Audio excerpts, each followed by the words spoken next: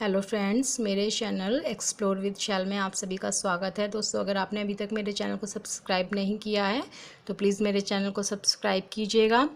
दोस्तों, आज की वीडियो में आपको मैं बताने वाली हूं कि समाज कल्याण विभाग के द्वारा जो IAS PCS की जो निःशुल्क कोचिंग आयोजित की जाती है, तो उसके लिए उत्तर प्रदेश में कहाँ कौन से सेंटर हैं, वहाँ पर कितने सीटें हैं और उसमें प्रवेश के लिए पात्रता मापदंड क्या क्या हैं।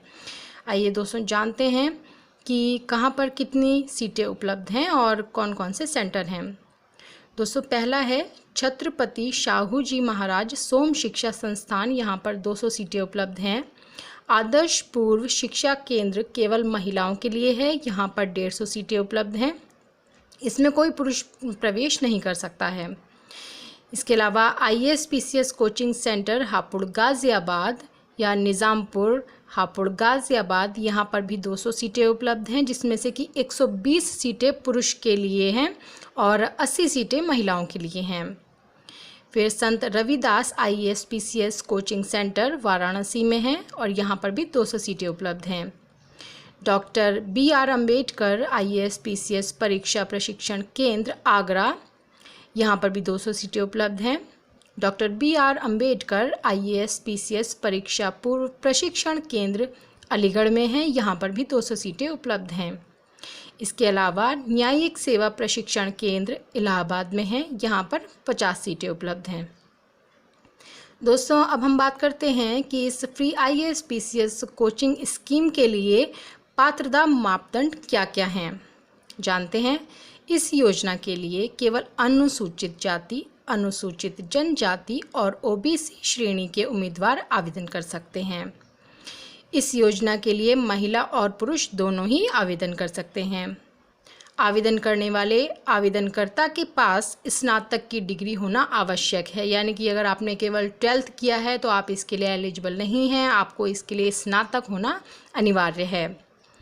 और इसके लिए जो न्यूनतम आयु सीमा है वो 21 साल है, आपको 21 साल का होना ज़रूरी है।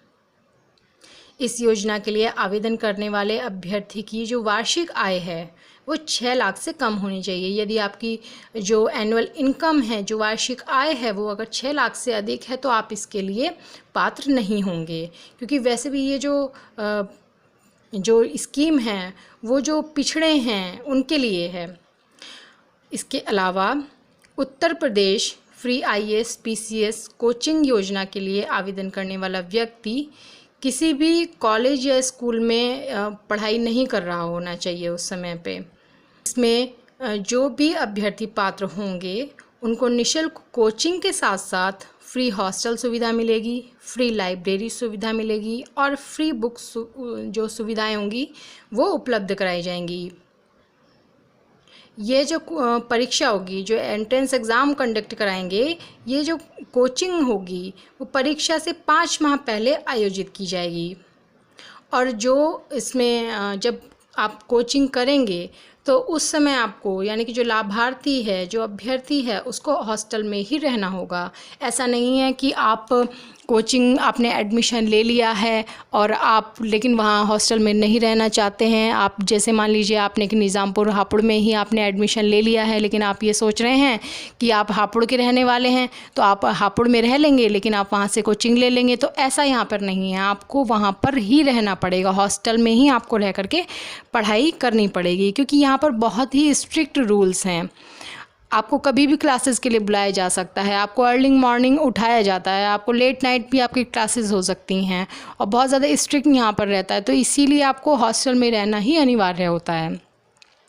तो दोस्तों, ये थी इससे जुड़ी जानकारी कि कितनी सीटें हैं, कहाँ पर सेंटर हैं और क्या इसके लिए पात्रता जो एलिजिबिलिटी है वो क्या है। दोस्तों, अगर आपको ये इन्फॉर्मेशन अच्छी लगी है तो वीडियो को आप लाइक कीजिए, चैनल को सब्सक्राइब कीजिए और ज़्यादा से ज़्यादा शेयर कीजिए। ज़्यादा से ज़्यादा लोगों को लाभ मिलना चाहिए, वो ज़्यादा से ज़्यादा लोग इसका फ़ायदा उठा सकें।